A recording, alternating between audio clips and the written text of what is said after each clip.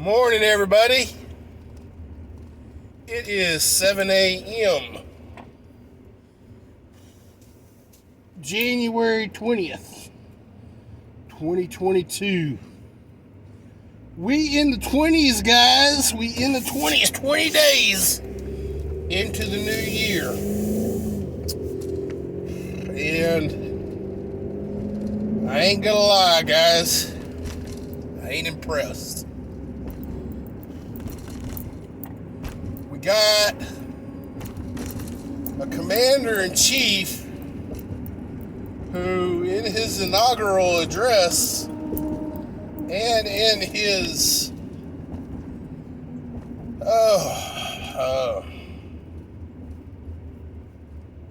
campaigning for the presidency, to be a healer-in-chief, to bring America together, acknowledging our divide and swearing that he would, bring us together, being insanely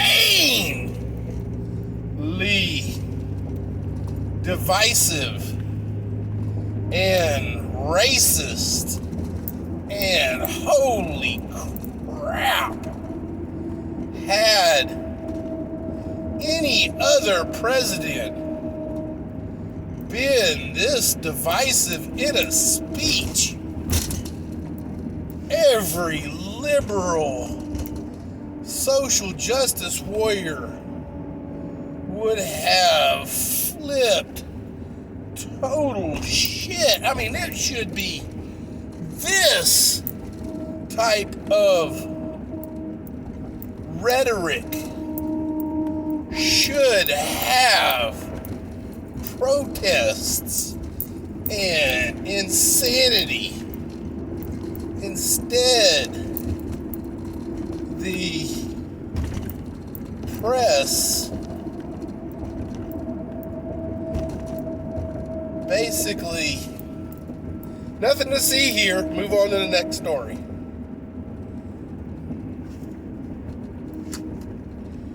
Guys, comparing Dr. Martin Luther King and his campaign for equality. The man just wanted America's black population to be acknowledged for its contributions to humanity and to be treated as one, to be allowed to a place at the dinner table, guys. That's all he wanted. The man rallied thousands to the nation's capital peacefully,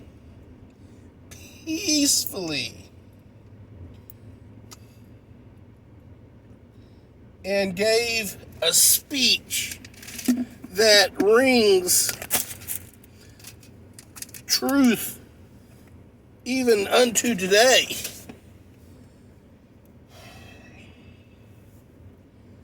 And our commander-in-chief compared that to a drug-addled criminal, or let's say a drug-addled black man who had a checkered past and merely died in an unfortunate manner, being more meaningful than this man. George Floyd died a very tragic death, guys.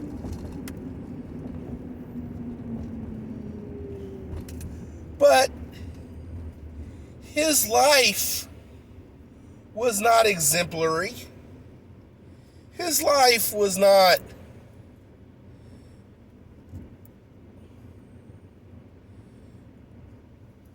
a life that would make him a hero. His death seems to have made him a hero. The conditions of his death seems to have made him a hero.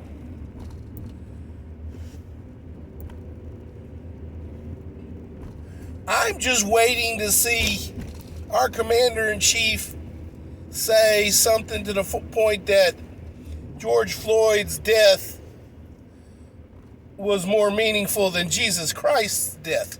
That is probably the next step on his ladder of ineptitude. And holy crap, guys, you want to see some people flip some shit, there you go. I don't know why shit flipping isn't happening now after saying George Floyd is more meaningful than Dr. Martin Luther King. But I digress, guys.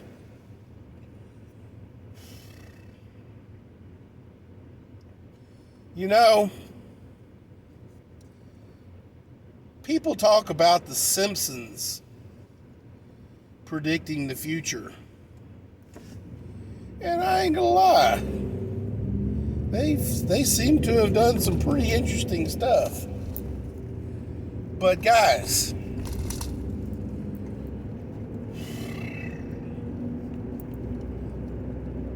Star Wars is really my go-to for what's going on. How does democracy die? Not with a cry or a whimper, but with thunderous applause.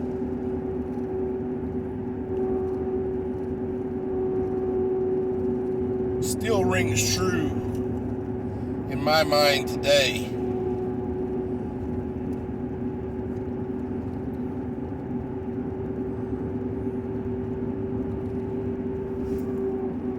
Yesterday was book 4 of the book of Boba Fett. And something that I've been preaching for a little while now was quoted. And Boba really does represent in all its glory the prepper. And I want to outline some of that. Boba Fett, although in the original trilogy only maybe had a total of 2 or 3 minutes on the screen, and he was defeated by a blind guy with a stick.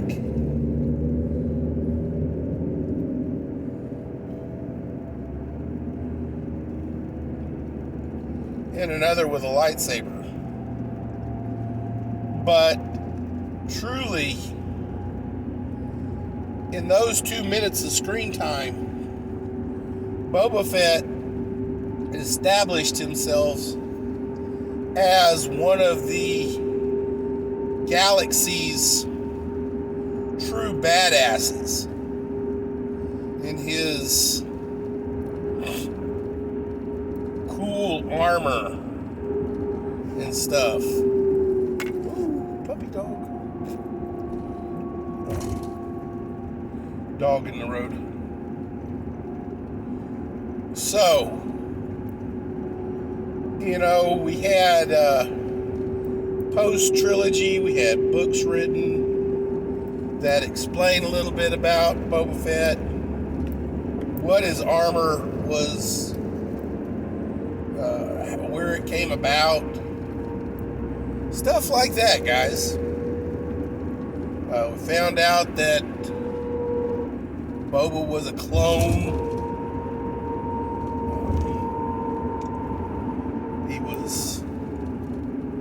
His dad was a Mandalorian.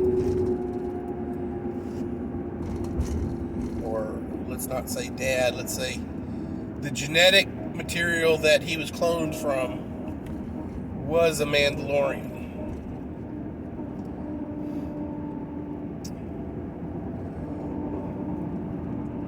And what a Mandalorian was and stuff like that, which established Boba Fett 2 minutes of screen time with a tragic seeming end, generated an entire culture, not only of clones, but then we also have a full culture of Mandalorians and a, side piece or a love interest for one of the key players in Star Wars, Obi-Wan Kenobi. So,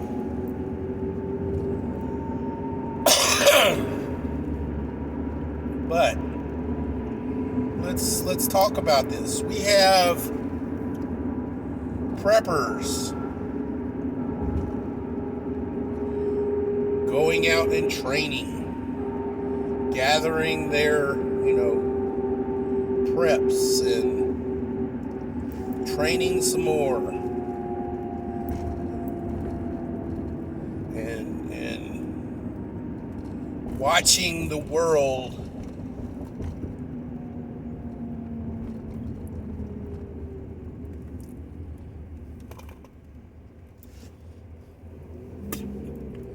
kind of like Boba in Jabba's palace. He was just kind of in the corner, watching how everything turned out with Han Solo and stuff, and the bounty hunter that Leia was portraying to go and rescue him.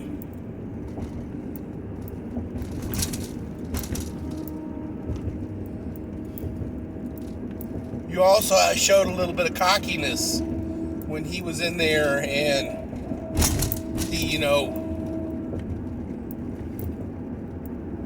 stroked the chin of one of the dancing girls. Guys, Boba Fett and his life represents the prepper, because that is the prepper of old. That is the lone wolf. The guy who says the zombie apocalypse is going to happen and me and my family, or just me, is going to survive. I have, years worth of spam down in a bunker, and, thousands of rounds of ammunition. I'm gonna outlive this apocalypse.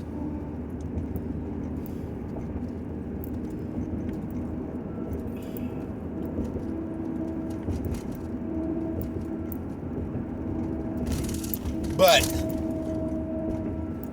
Boba, in this new book of Boba Fett, shows how Boba was left for dead. Literally, the fall in the Sarlacc pit was almost like a baptism for Boba Fett. He was injured. He was hurt. He crawled out of that would-be grave. His armor, which was his identity, saved him. His badassness saved him from that would-be grave. But as a cost of that redemption or that salvation from the Sarlaccs, he lost his armor. And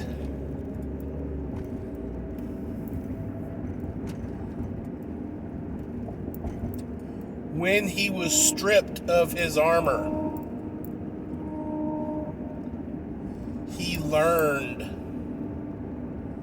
what it means to be truly reborn. And as such, he learned being a badass individual will only get you so far.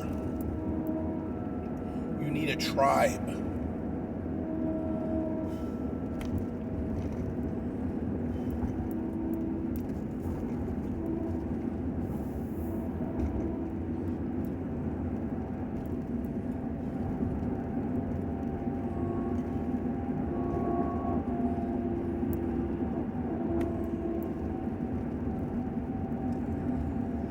In the prepping community, we have a situation or a, not a situation, but a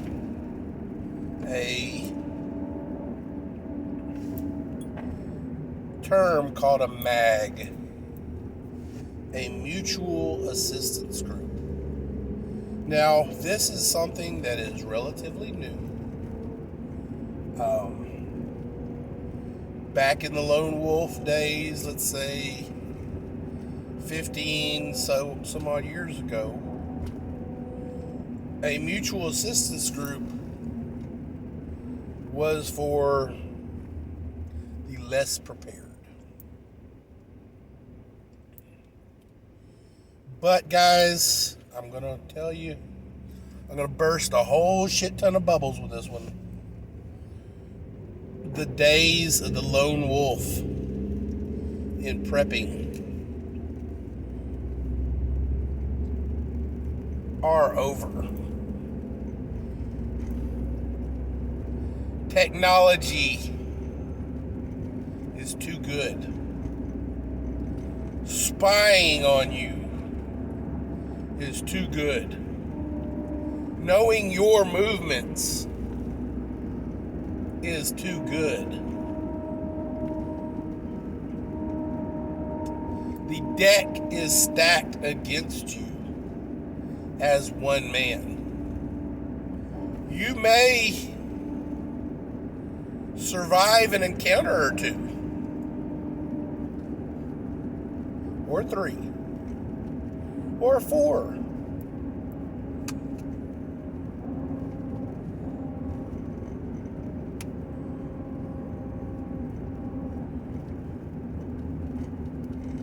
But eventually,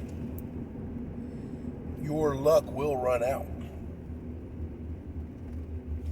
If the zombie horde figures out you have something they want, food, ammunition, water, you will be an ongoing target. And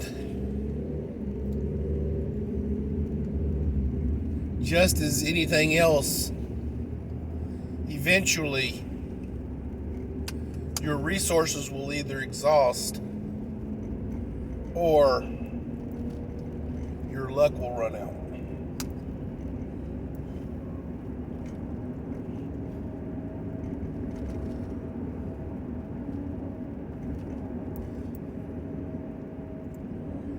Ladies and gentlemen of the jury,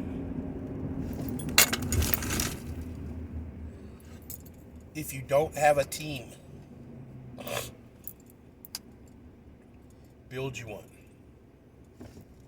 I don't care if you call yourself a militia. I don't care if you call yourself 3%ers. I don't care if you call yourself Bob's militia 3%er badasses. Or, whatever. Bob's badass team. Or Bob's mutual assistance group. But here's what your mutual assistance group will work for, guys. Back in the day, you had a neighbor, a friend, or an acquaintance or a family member you could call if you were stranded on the side of the road. Now you need a team, guys. We don't go outside enough and interact with people enough to do that anymore.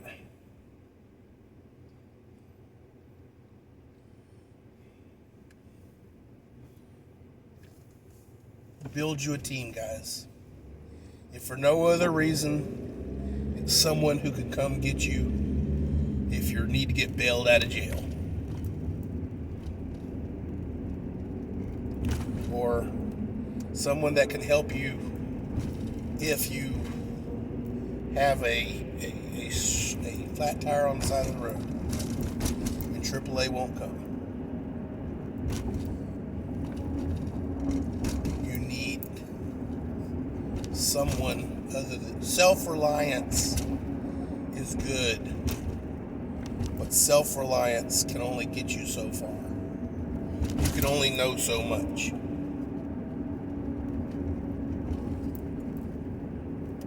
Happy Thursday, everybody. Let's go, Brandon.